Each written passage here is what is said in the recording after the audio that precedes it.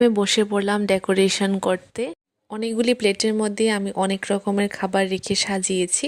একটা প্লেটের মধ্যে শসা আর টমেটো দিয়ে সাজালাম, আরেকটাতে ফল দিয়ে আপেল আর কমলা দিয়ে সাজিয়েছি, আরেকটাতে সাজিয়েছি কেক দিয়ে, আরেকটাতে সব চিপস চকলেট আর চিকেন দিয়ে এভাবে সাজালাম। সব রেডি হওয়ার পর ঠিক 12টায় আমরা ফার্স্টে কেক খাই, তারপরে আমাদের খাওয়া দাওয়া শুরু করি। দুজন মানুষ, তার জন্য সবকিছু অল্প করে করলাম, তবে এই অল্পতে অনেক শান্তি আছে। তোমাদের 31 ডিসেম্বর কিরকম কেটেছে সবাই আমাকে অবশ্যই জানিও কমেন্ট করে।